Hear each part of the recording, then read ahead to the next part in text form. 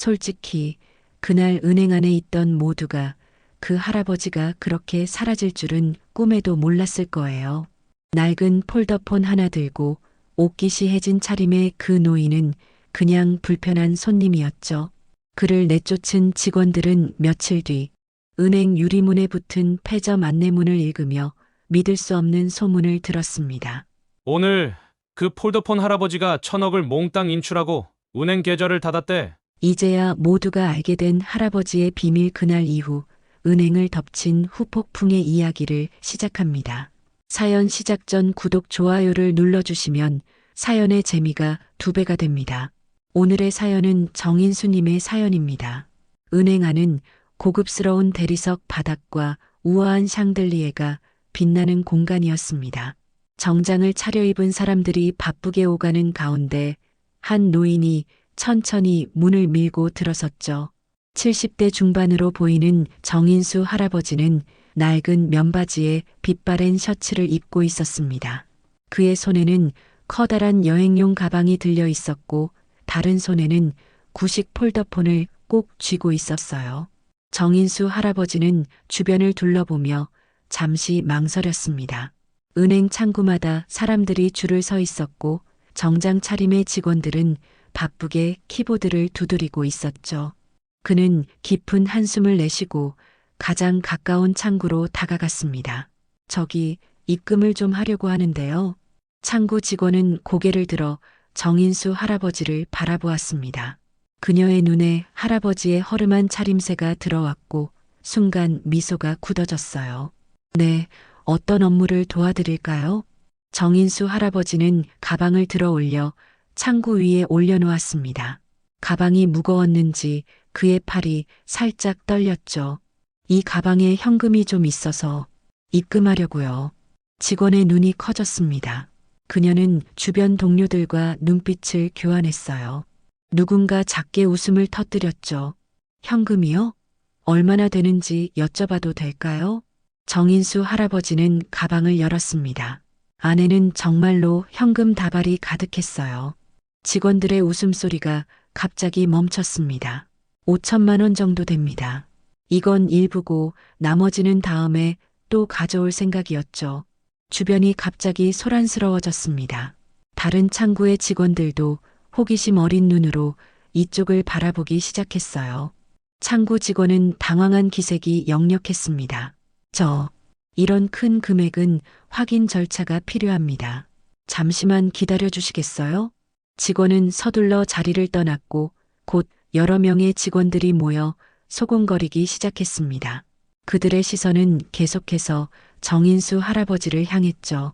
그중 한 명이 전화를 걸었고 얼마 지나지 않아 한 남자가 빠른 걸음으로 나타났습니다. 그는 45살 정도로 보이는 남자였습니다. 날카로운 눈매와 단정하게 빗어넘긴 머리카락이 인상적이었죠. 그의 명찰에는 권지점장이라고 적혀 있었습니다.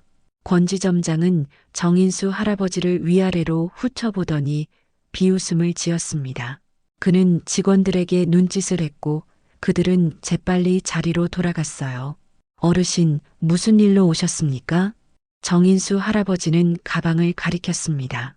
저기, 이 돈을 입금하려고요. 그리고 가능하면 VIP실에서 상담도 받고 싶은데. 권지점장의 얼굴이 일그러졌습니다. 그는 가방을 흘끗 보더니 코웃음을 쳤죠. 여기 구걸하러 오신 건 아니겠죠? 이런 몰골로 VIP실은 꿈도 꾸지 마십시오. 경찰 부르기 전에 나가주시죠. 정인수 할아버지의 얼굴이 창백해졌습니다. 그의 손이 떨리기 시작했어요. 권지점장은 손을 들어 경비원에게 손짓했습니다. 이분 좀 밖으로 안내해드리게. 경비원이 다가와 정인수 할아버지의 팔을 잡았습니다. 은행 안의 모든 시선이 그들에게 쏠렸죠. 정인수 할아버지는 마지막으로 애원하는 눈빛을 보냈지만 권지점장은 이미 등을 돌리고 있었습니다. 그 모습을 지켜보던 한 여자가 있었습니다. 인턴 수진이었죠. 그녀는 안타까운 눈빛으로 할아버지를 바라보았습니다. 무언가 잘못되고 있다는 느낌이 들었지만 인턴인 그녀가 할 수 있는 일은 없었어요. 정인수 할아버지는 결국 가방을 끌고 은행 밖으로 쫓겨났습니다. 문이 닫히는 순간 그의 눈에는 깊은 상처와 결심이 서려 있었습니다. 다음 날 아침 은행은 평소와 다름없이 문을 열었습니다. 직원들은 어제의 소동을 잊은 듯 각자의 자리에서 일을 시작했죠. 권지 점장은 자신의 사무실에서 커피를 마시며 오늘의 일정을 확인하고 있었습니다. 그때였습니다. 은행 앞 도로에 거대한 현금 수송 트럭이 멈춰 섰고 그 뒤로 여러 대의 차량이 줄지어 도착했어요. 사람들이 모여들기 시작했고 몇몇은 스마트폰으로 사진을 찍기 시작했습니다. 트럭에서 내린 사람은 다름 아닌 어제 쫓겨났던 정인수 할아버지였습니다. 하지만 오늘의 그는 달랐어요. 깔끔한 정장 차림에 비서로 보이는 젊은이들이 그를 에스코트하고 있었죠. 정인수 할아버지의 얼굴에는 어제와는 다른 단호함이 깃들어 있었습니다. 은행 안으로 들어선 정인수 할아버지를 본 직원들의 얼굴이 하얗게 변했습니다. 어제 그를 비웃었던 직원들은 고개를 숙였고 몇몇은 자리를 피했어요. 정인수 할아버지는 곧장 창구로 향했습니다. 안녕하세요. 제 계좌에서 1,000억 원을 인출하러 왔습니다. 창구 직원은 말을 더듬었습니다. 1,000억 원이요? 정인수 할아버지는 고개를 끄덕였습니다. 네, 전액 현금으로 인출하겠습니다. 트럭은 이미 준비되어 있어요. 그 소리를 들은 주변 사람들이 놀라 입을 다물지 못했습니다. 누군가 급히 권지 점장에게 연락했고 그는 곧 황급히 달려왔어요. 무슨 일입니까? 권지 점장이 물었지만 정인수 할아버지를 알아보자마자 그의 얼굴이 창백해졌습니다. 정인수 할아버지는 권지 점장을 무시한 채 창구 직원에게 신분증과 통장을 건넸습니다. 계좌를 확인해 보세요. 직원이 떨리는 손으로 컴퓨터를 조작했고 화면에 표시된 금액을 보자 그녀의 눈이 커졌어요. 맞습니다. 계좌에 1,000억 원이 넘는 금액이 있습니다. 권지 점장이 화면을 확인하고 충격에 빠졌습니다. 그는 어제 쫓아낸 사람이 은행 최고의 VIP 고객이었다는 사실을 깨달았죠. 정인수님, 어제는 정말 죄송했습니다. 저희가 알아보지 못해서. 정인수 할아버지는 차갑게 말을 잘랐습니다. 인출 절차를 시작해 주세요. 모든 서류는 준비되어 있습니다. 은행 안은 순식간에 혼란에 빠졌습니다. 직원들은 허둥지둥 움직였고 권지 점장은 본사에 긴급 연락을 취했어요. 그 사이 소문은 빠르게 퍼져나갔고 은행 앞에는 기자들이 모여들기 시작했습니다. 본사에서 급히 파견된 임원들이 도착했지만 정인수 할아버지의 마음은 이미 굳어 있었어요. 그는 모든 법적 절차를 마쳤고 인출을 거부할 수 있는 방법은 없었습니다. 정인수님, 왜 갑자기 이런 결정을 하셨습니까? 본사에서 온 부행장이 조심스럽게 물었습니다. 정인수 할아버지는 잠시 생각에 잠겼다가 대답했습니다. 50년 넘게 이 은행을 이용했습니다.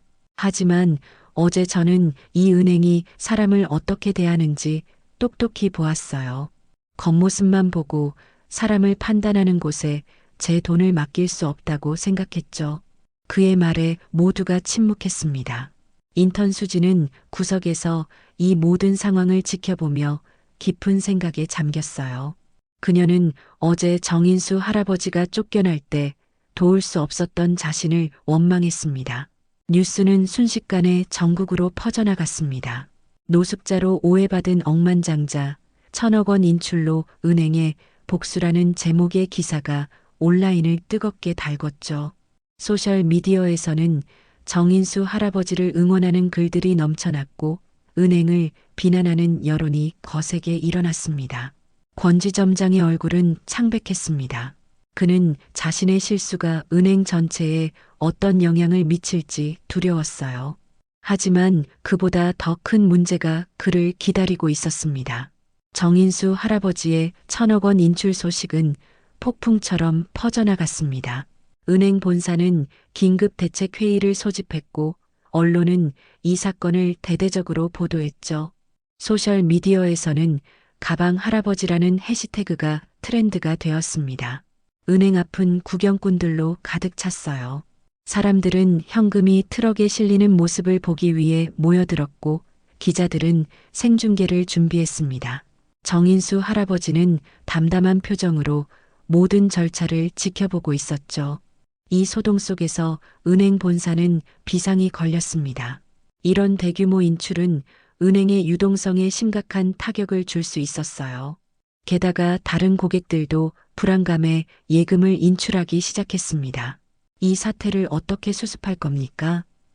은행장이 회의실에서 임원들에게 물었습니다. 모두의 얼굴에는 긴장감이 역력했죠. 우선 권지점장에 대한 조치가 필요합니다. 그리고 정인수님을 설득해야 해요. 한 임원이 말했습니다. 은행장은 고개를 끄덕였습니다.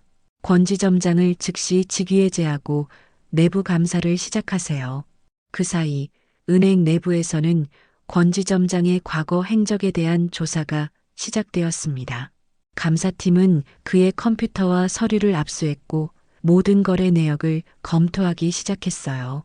수지는 감사팀의 요청으로 권지점장과 관련된 서류를 정리하고 있었습니다. 그때 그녀는 이상한 점을 발견했어요. 몇몇 기업에 대한 대출 승인 과정이 비정상적으로 빨랐고 그 기업들의 신용등급은 대출을 받기에는 너무 낮았습니다. 이 서류들 좀 봐주세요. 수진이 감사팀장에게 건넸습니다. 감사팀장은 서류를 검토한 후 눈을 크게 떴습니다. 이건 명백한 불법이야. 더 깊이 조사해봐야겠어. 그리고 마침내 충격적인 사실이 밝혀졌습니다. 권지점장은 지난 3년간 여러 기업으로부터 뒷돈을 받고 부실 대출을 승인해왔던 것이었어요. 그가 승인한 대출 중 상당수가 부실 채권이 되어 은행에 막대한 손실을 입혔습니다. 이건 대형 스캔들이 될 겁니다.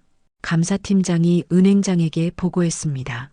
언론에 터지면 우리 은행 이미지는 회복 불가능할 수도 있어요. 은행장의 얼굴이 창백해졌습니다.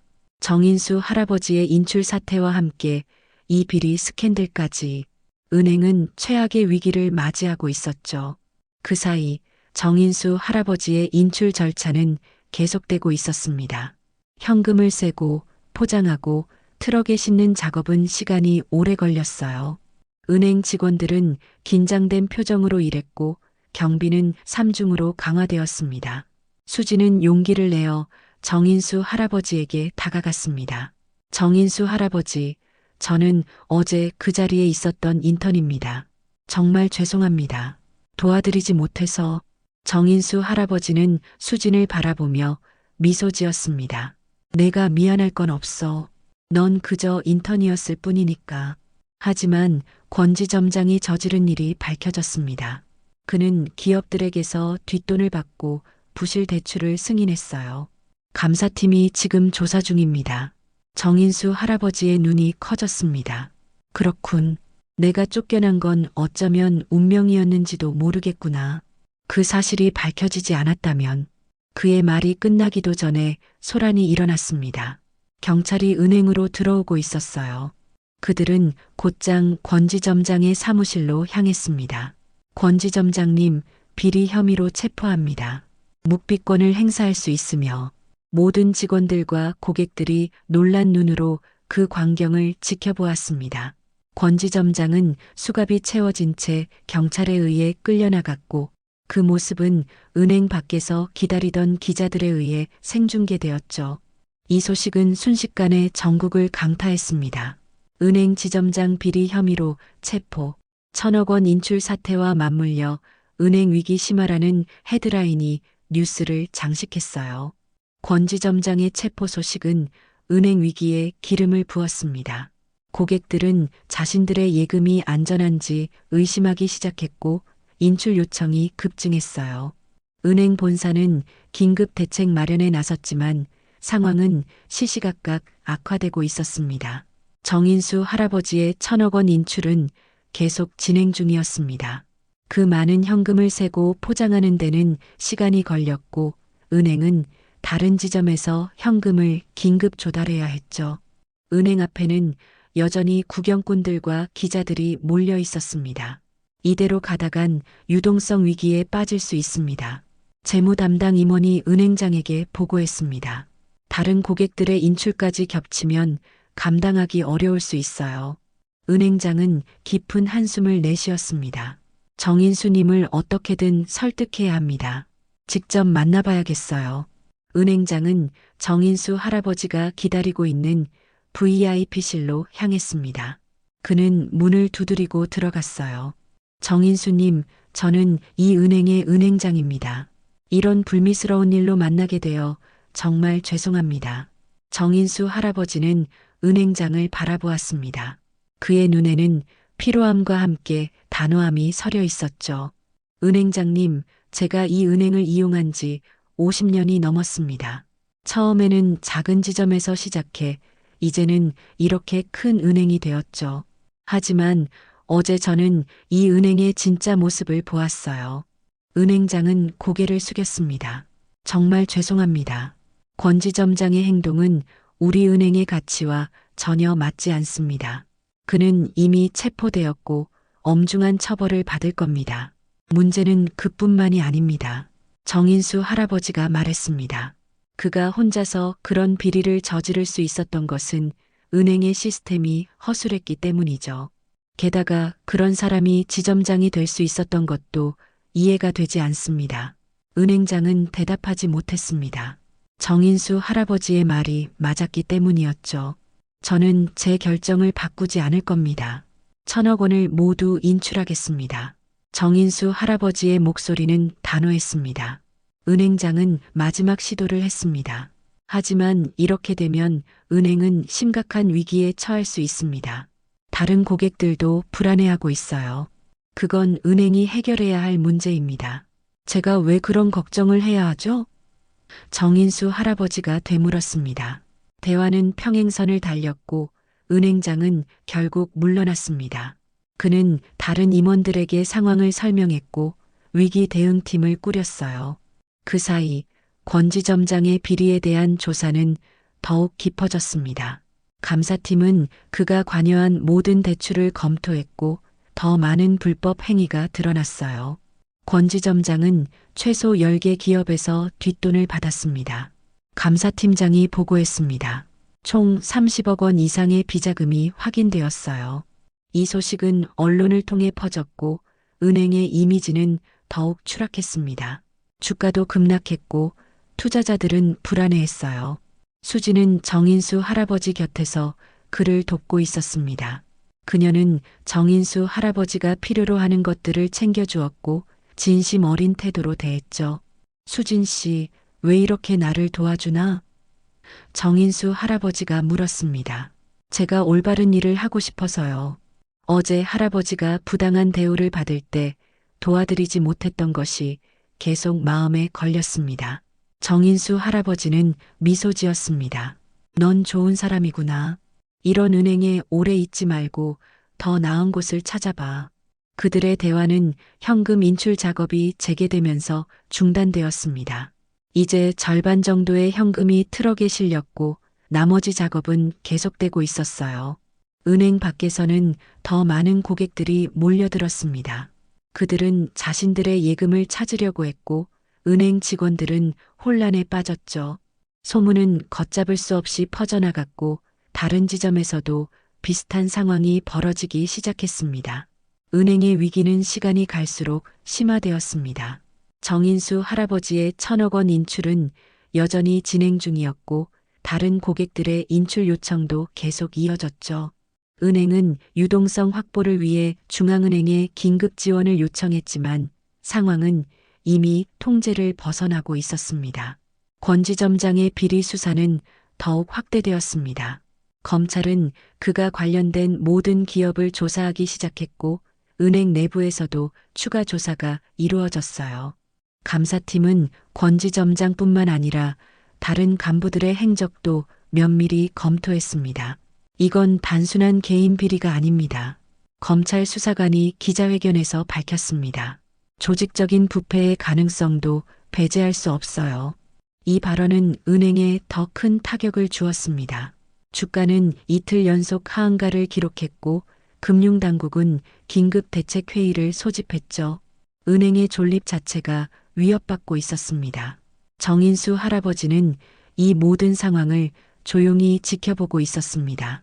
그는 VIP실에서 신문을 읽으며 사태의 진행 상황을 파악했어요. 생각보다 더 큰 문제가 되었군요. 정인수 할아버지가 수진에게 말했습니다. 수진은 고개를 끄덕였습니다. 네, 권지점장의 비리가 밝혀지면서 은행 전체가 의심받고 있어요. 다른 고객들도 불안해하고 있습니다. 나는 단지 내 돈을 찾으려 했을 뿐인데. 정인수 할아버지의 목소리에는 복잡한 감정이 묻어났습니다. 그때 VIP실 문이 열리고 한 남자가 들어왔습니다. 그는 50대 중반으로 금융감독원 배지를 달고 있었어요. 정인수님, 저는 금융감독원 조사국장 박 부장입니다. 잠시 이야기 나눌 수 있을까요? 정인수 할아버지는 고개를 끄덕였고 수지는 방을 나갔습니다. 정인수님, 현재 상황이 매우 심각합니다. 박 부장이 말했습니다. 이 은행의 유동성 위기가 다른 금융기관으로 번질 가능성이 있어요. 금융 시스템 전체가 위험에 처할 수도 있습니다. 정인수 할아버지는 차분하게 대답했습니다. 그렇다면 금융감독원이 나서서 해결해야 할 문제 아닌가요? 내가 합법적으로 내 돈을 찾는 것이 왜 문제가 되죠? 물론 법적으로는 문제가 없습니다. 하지만 이런 대규모 인출이 시장에 미치는 영향을 고려해 주셨으면 합니다. 정인수 할아버지는 고개를 저었습니다. 이 은행이 내게 그런 고려를 했나요? 권지점장이 나를 쫓아낼 때 누가 나를 생각했죠? 박 부장은 대답하지 못했습니다.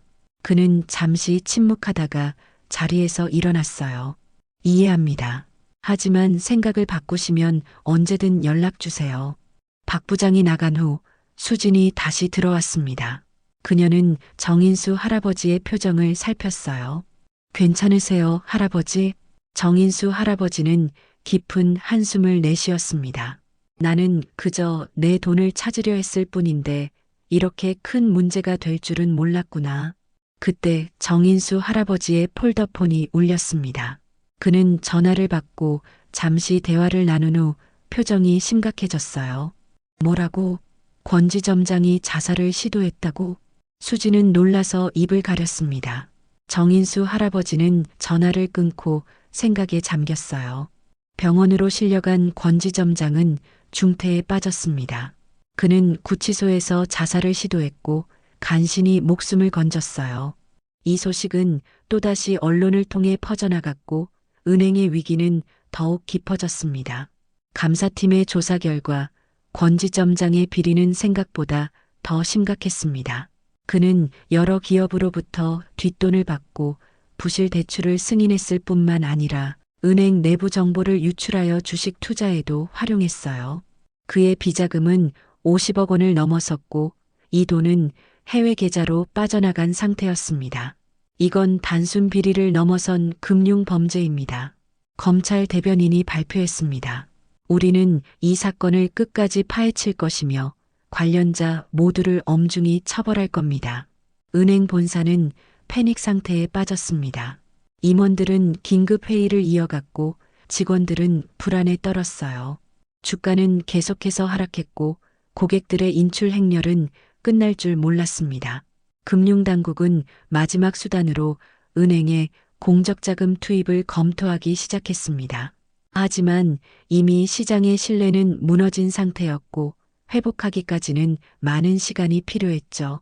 정인수 할아버지의 1,000억 원 인출은 마지막 단계에 접어들었습니다. 현금은 거의 다 트럭에 실렸고 마지막 절차만 남겨두고 있었어요. 은행 밖에는 여전히 많은 사람들이 모여 있었고 그들은 이 역사적인 순간을 지켜보고 있었습니다. 수지는 정인수 할아버지 곁에서 묵묵히 그를 도왔습니다. 그녀는 이 모든 상황이 믿기지 않았지만 한편으로는 정인수 할아버지의 행동이 이해되기도 했어요. 할아버지, 이 돈을 모두 인출하시면 어떻게 하실 계획인가요? 수진이 조심스럽게 물었습니다. 정인수 할아버지는 잠시 생각하다가 대답했습니다. 아직 정확히 정하지 않았어. 하지만 이 돈이 더 가치 있는 곳에 쓰이게 할 생각이야. 그의 말에는 깊은 의미가 담겨 있었고 수지는 그것을 느낄 수 있었습니다. 정인수 할아버지의 1,000억 원 인출이 완료되기까지 이틀이 더 걸렸습니다. 그동안 은행의 상황은 계속해서 악화되었죠. 다른 고객들의 예금 인출 요청은 줄어들지 않았고 은행은 유동성 위기에 직면했습니다. 금융당국은 긴급 지원을 결정했지만 시장의 신뢰를 회복하기에는 역부족이었어요. 마침내 모든 현금이 트럭에 실렸고 정인수 할아버지는 은행을 떠날 준비를 마쳤습니다. 그는 마지막으로 은행장을 만났어요. 정인수님, 정말 이렇게 가시겠습니까? 은행장이 마지막으로 물었습니다. 정인수 할아버지는 고개를 끄덕였습니다. 내 결정은 변함없습니다. 이 은행은 더 이상 내 신뢰를 받을 자격이 없어요. 은행장은 더 이상 할 말이 없었습니다. 정인수 할아버지는 수진에게 다가갔습니다. 수진 씨, 자네는 좋은 사람이야. 이 은행에 오래 있지 말고 더 나은 곳을 찾아봐. 수진은 눈물을 참으며 고개를 끄덕였습니다. 할아버지, 조심히 가세요. 그리고 행복하세요. 정인수 할아버지는 미소를 지으며 수진의 손을 잡았습니다. 그리고 그는 마지막으로 은행을 둘러보고 밖으로 나갔어요. 은행 밖에는 수많은 사람들이 모여 있었습니다. 기자들은 카메라를 들이대며 질문을 쏟아냈고 구경꾼들은 환호했죠. 정인수 할아버지는 그들을 무시한 채 천천히 트럭으로 향했습니다. 정인수님, 이 돈으로 무엇을 하실 계획입니까? 한 기자가 물었습니다. 정인수 할아버지는 잠시 멈춰서서 대답했습니다. 사람들이 서로를 존중하는 세상을 만드는 데 쓸 생각입니다. 그의 말은 곧바로 뉴스 헤드라인이 되었고 소셜미디어에서 폭발적인 반응을 얻었어요. 사람들은 정인수 할아버지의 행동을 지지했고 은행의 태도를 비난했습니다. 수지는 정인수 할아버지의 말을 떠올리며 자신의 미래에 대해 고민했어요. 이 은행에 계속 남아 있어야 할지 아니면 새로운 길을 찾아야 할지. 그때 그녀의 전화가 울렸습니다. 여보세요? 수진이 전화를 받았습니다. 수진 씨, 나 정인수네. 내가 새로운 일을 시작하려고 하는데 자네의 도움이 필요해. 관심 있나? 수진은 잠시 생각하다가 대답했습니다. 네, 관심 있습니다. 어떤 일인가요? 사람들이 정직하게 대우받는 새로운 금융 시스템을 만들려고 해. 자세한 이야기는 만나서 하지. 내일 10시에 시내 카페에서 보자. 전화가 끊기고 수지는 복잡한 감정에 휩싸였습니다. 그녀는 창밖을 바라보았어요. 은행 앞에는 여전히 사람들이 모여 있었고 뉴스밴이 주차되어 있었습니다. 이 모든 것이 한 할아버지의 용기에서 시작되었다는 사실이 놀라웠죠. 다음 날 아침 뉴스는 충격적인 소식을 전했습니다. 은행의 주가가 폭락하고 금융당국이 긴급 개입에 나섰다는 내용이었어요. 은행은 사실상 파산 상태에 이르렀고 정부는 인수합병을 추진하고 있었습니다. 은행의 위기는 걷잡을 수 없이 커졌습니다. 정인수 할아버지의 1,000억 원 인출 이후 고객들의 예금 인출 행렬은 끝날 줄 몰랐고 은행의 유동성은 바닥을 쳤습니다. 금융당국은 긴급 지원에 나섰지만 이미 시장의 신뢰는 무너진 상태였어요. 은행 파산 위기, 정부 긴급 개입 뉴스 헤드라인이 전국을 강타했습니다. 금융시장은 혼란에 빠졌고 다른 은행들도 불안에 떨었죠. 이 사태가 금융 시스템 전체로 번질 가능성이 제기되었습니다. 권지점장의 비리 수사는 더욱 확대되었습니다. 검찰은 그가 관련된 모든 기업과 인물들을 소환했고 은행 내부에서도 추가 비리가 발견되었어요. 이는 은행의 이미지에 치명적인 타격을 주었습니다. 권지점장의 비리는 빙산의 일각이었습니다. 검찰 대변인이 발표했습니다. 우리는 은행 내부의 구조적 부패를 끝까지 파헤칠 것이며 관련자 모두를 엄중히 처벌할 겁니다. 한편 수지는 정인수 할아버지와의 약속 장소로 향했습니다. 그녀는 복잡한 감정을 안고 카페에 도착했어요. 정인수 할아버지는 이미 그곳에 앉아 신문을 읽고 있었습니다. 그녀는 정인수 할아버지가 어제와는 다른 모습이라는 것을 느꼈어요. 더 편안하고 활기찬 모습이었습니다. 할아버지, 은행이 파산 위기에 처했다고 합니다. 정인수 할아버지는 고개를 끄덕였습니다. 예상했던 일이야. 그 은행은 이미 내부적으로 문제가 많았어. 내 인출은 그저 방아쇠를 당긴 것뿐이지. 그럼 할아버지는 어떤 계획이 있으신 건가요? 수진이 물었습니다. 나는 새로운 금융 시스템을 만들려고 해. 사람들이 겉모습이 아닌 진정한 가치로 평가받는 곳을 말이야. 그리고 자네의 도움이 필요해.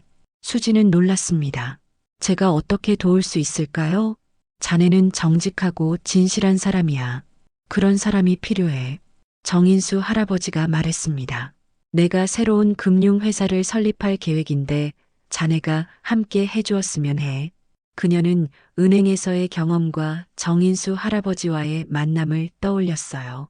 그리고 결심했습니다. 함께 하겠습니다, 할아버지. 저도 변화를 만들고 싶어요. 정인수 할아버지는 환하게 웃었습니다. 좋아.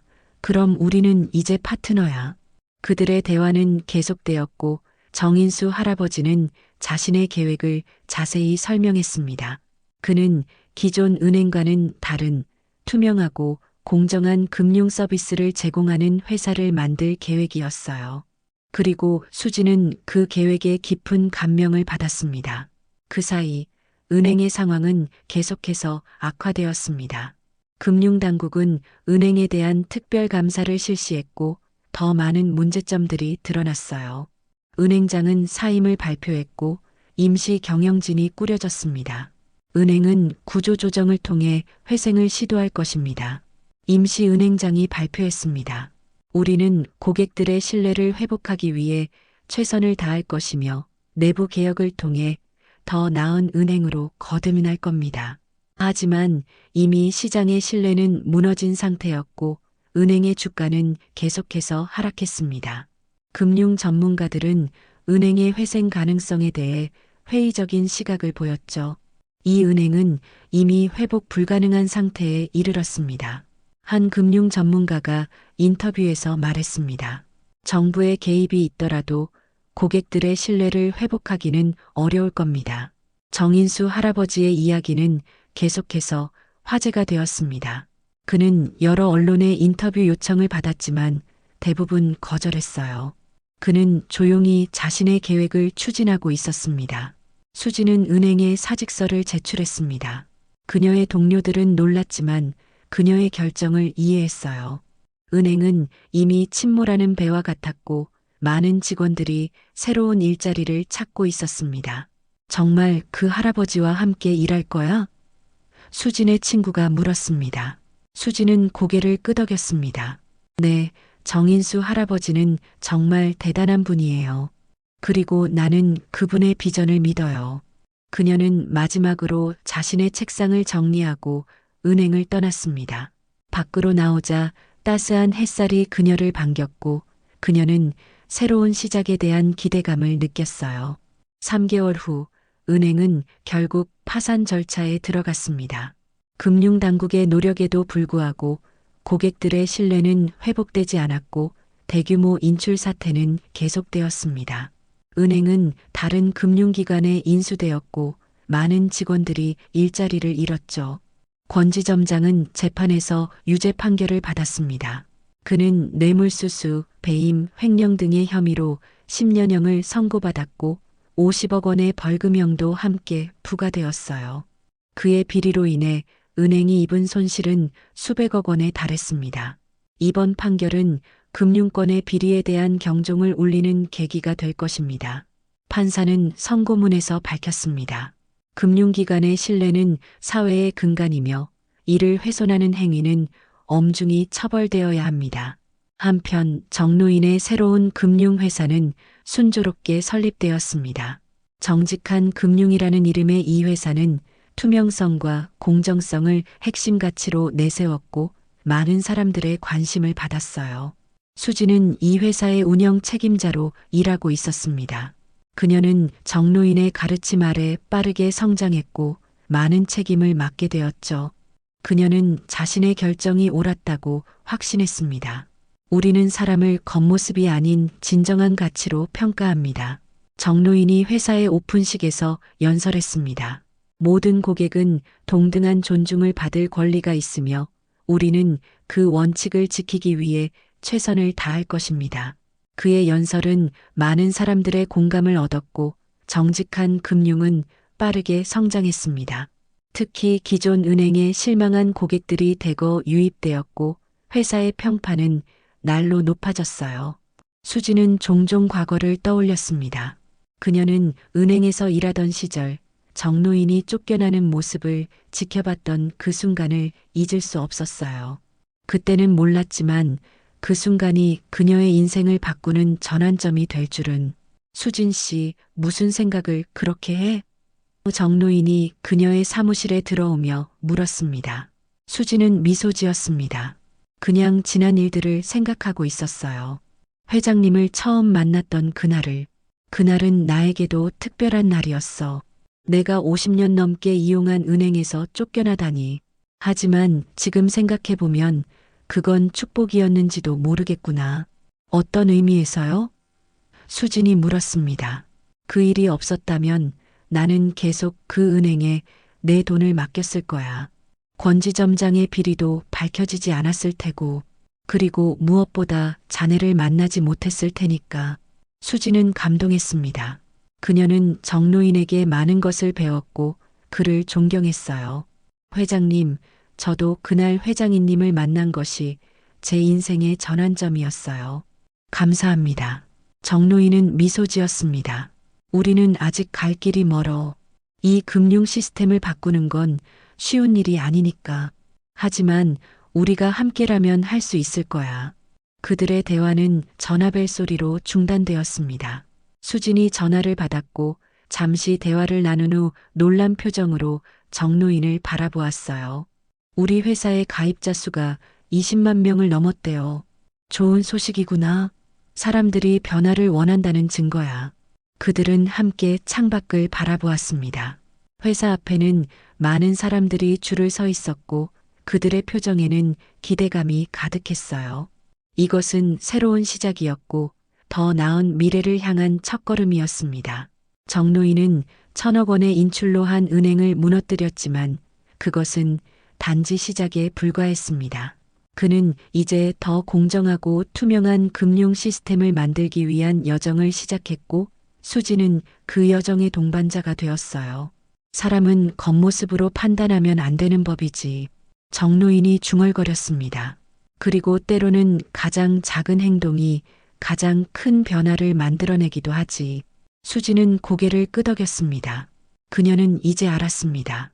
진정한 변화는 거대한 시스템에서 시작되는 것이 아니라 한 사람의 용기 있는 행동에서 시작된다는 것을. 그리고 그날 허름한 옷차림의 한 노인이 은행에 들어섰을 때 아무도 그가 세상을 바꿀 사람이라고 생각하지 않았습니다. 하지만 그는 정말로 세상을 바꾸었고 그 변화는 계속되고 있었습니다. 오늘 정인수님의 사연은 겉모습만 보고 누군가를 판단했던 우리 모두에게 작은 울림을 전해줍니다. 정인수 할아버지처럼 마음을 다해 살아온 시간은 결코 헛되지 않다는 걸, 그리고 진짜 가치란 눈에 보이는 것이 아니라는 걸 오늘 이 이야기를 통해 다시 한번 생각해 보게 됩니다. 여러분 곁에도 조용히 자신의 길을 걷는 인생의 주인공이 있진 않으신가요? 작은 친절과 존중, 그 마음이 모여 세상을 바꾸는 시작이 되길 바라며 오늘의 사연이 마음에 드셨다면 구독과 좋아요 부탁드립니다.